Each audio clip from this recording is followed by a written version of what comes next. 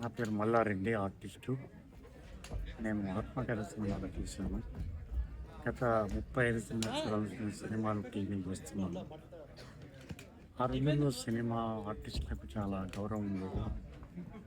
Artist మీడియాగా ఉంది. అంటే director media అయినా కూడా మంచి నటులకి అవకాశాలు వచ్చేది, నటించే అవకాశం ఎక్కువగా ఉండేది.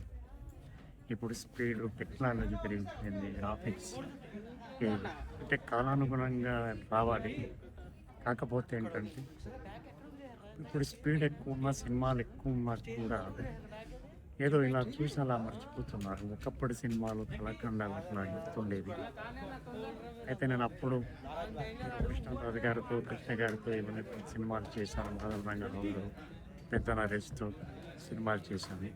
తర్వాత టీవీ సీరియల్లో కూడా చేశాను. ఇప్పుడు ఆత్మకథ, మన కామాఖ్య, తర్వాత పల్నాడు సినిమా ఇది ప్రజెంట్గా చేస్తున్నాను. మంచి అవకాశాలు ఇస్తున్నారు.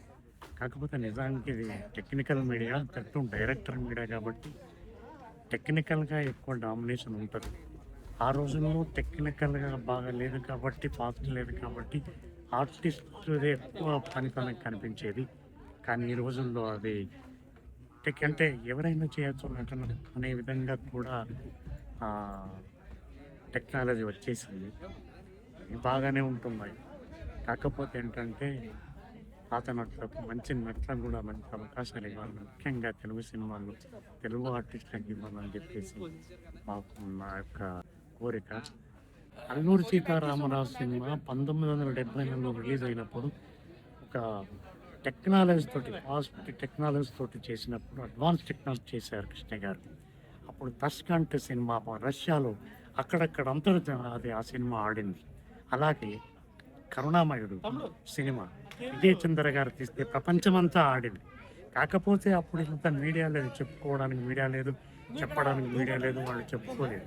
ఇప్పుడు చెప్పుకోవడానికి అవకాశాలు వచ్చినాయి. ప్రతి వాళ్ళకి, ఆర్టిస్ట్ని కానీ, ప్రొడ్యూసర్కి కానీ, టెక్నీషియన్ కానీ ఇన్ని విస్తారమైనటువంటి మీడియా ఉండటం వల్ల చెప్పుకునే అవకాశం అందరికీ ఉంది. ఆ రోజుల్లో లేదు. సీతారామరాజు ఇంటర్నేషనల్ ఫిల్మే, కరుణామయుడు విజయ్ చంద్ర గారు ఇంటర్నేషనల్ ఫిల్మే, లవకుశ అంతే, నర్తనశాల అంతే. కాకపోతే ఏంటంటే ఇప్పటికిప్పటికీ కేవలం పబ్లిసిటీ అండ్ డెఫినేషన్ మాత్రమే నా ఉద్దేశం. అలాగే హీరోలు కూడా పెద్ద స్టార్ హీరోస్ కూడా మూడు సంవత్సరాలకు సినిమా తీయటం వల్ల సినిమాలు ఎక్కువగా అవి రావట్లేదు.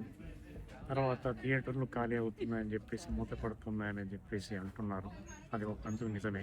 పెద్ద హీరోలు కూడా ఎక్కువ సినిమాలు చేస్తే పరిశ్రమ బతుకుతుంది. ఇది కొన్ని పరోక్షంగా, ప్రత్యక్షంగా లక్షల మంది జీవిస్తున్నారు. కాబట్టి పెద్ద హీరోలు కూడా ఎక్కువ సినిమాలు చేయాలి. తర్వాత చిన్న హీరోలు కూడా చేస్తూ ఉంటారు మీ వెనకాల. అప్పుడే ఇండస్ట్రీ పచ్చగా ఉంటుంది.